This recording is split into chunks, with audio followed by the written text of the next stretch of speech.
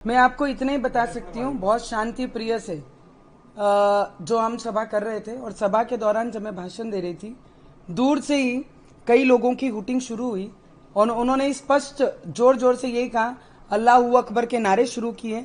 हमारे कई लोग थे, जब आपके चाहने वाले लोग आजू बाजू खड़े होते हैं तो उससे आपको समझ में आता है कि कुछ तो गड़बड़ वहां पे चल रही है। फिर भी मैंने बहुत शांति प्रिय से मेरा भाषण कंप्लीट किया।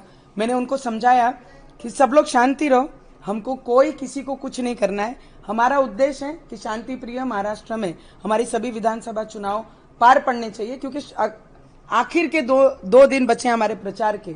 और उसी के दौरान जैसे मैं नीचे उतरती हूँ, मैं महिलाओं को मिल रही थी, अपंग ऐसे व्यक्ति थे मेरे साथ में कल उस सभा में, 150, 200, 250 से भी ज्यादा अपंग लोग उस सभा में बैठे थे। तो कोई भी न्यूनसेंस अगर उधर होती थी तो सबसे ज्यादा परिणाम उनके ऊपर दिखाई देता था। इसलिए सभी लोगों को मैंने आह्वान किया था, मेरे लोगों को, कि कोई भी वहां पर शांति भंग नहीं करेगा। शांति से ये गांव का सभा होने के बाद हम निकलेंगे। पर शुरुआत 5 बजे से हो गई थी, जब हमारे लोगों ने वहां पर मंच डालने की शुरुआत की।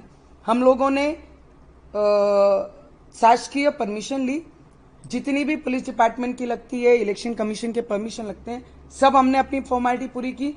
पर तब से उनका शुरू हो गया था, यहाँ मंच नहीं होना चाहिए, वहां स्टेज नहीं होना चाहिए। इसके पीछे कौन था इसके पीछे? मैं आपको इतना जरूर बता सकती हूँ, वो जो गांव है, उस गांव में उद्धव ठाकरे जी के, जनाब उद्धव ठाकरे जी के तालुका अध्यक्ष रहते हैं। क्योंकि उद्धव बाला साहेब ठाकरे जी है नाम उनके बीच में से गायब हो गया है, तो अभी जनाब उद्धव ठाकरे जी बन गए। तो स्पष्ट है कि जिस पक्ष का तालुका अध्यक्ष वो वहां रहते हैं, ये सीधा सीधा उन पे इशारा जाता है कि उन्होंने ये किया हुआ सभी कृत्य है उनके लोगों ने। मुझे लगता है मेरे विचार, जब 14 दिन मुझे जेल में रखा था हनुमान चालीसा पठन करने के बाद भी कोई मिटा नहीं सका। मेरे विचार कल भी थे, आज भी है, और आगे आने वाले आखिरी सांस तक मैं विचार लेके चलूंगी। वो समय गया जब हिंदू ये बोलते थे कि एक गाल पे मारा है तो दूसरा गाल आगे कर देते थे। अब वो समय नहीं है। अगर एक मारेंगे तो 2 जरूर मिलेंगे, और जिस तरीके से जिस भाषा में वो बात करेंगे उसका उत्तर उसी भाषा में उन लोगों को दिया जाएगा। इसमें कहीं पर भी शंका नहीं है। बोला जा रहा है कि बटेंगे या कटेंगे की बात जब बोली जा रही है, तो क्या उसका ये प्रति जवाब है? ऐसा लगता है बटेंगे और कटेंगे की बात जब बोली जा रही भाजपा की ओर से, तो क्या इसका जवाब है ये?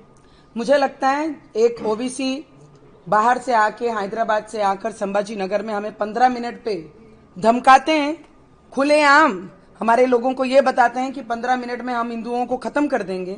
जब वो धमकी देते हैं तो उसका उत्तर उसी तरीके से, उसी पद्धति से उनको जरूर दिया जाएगा।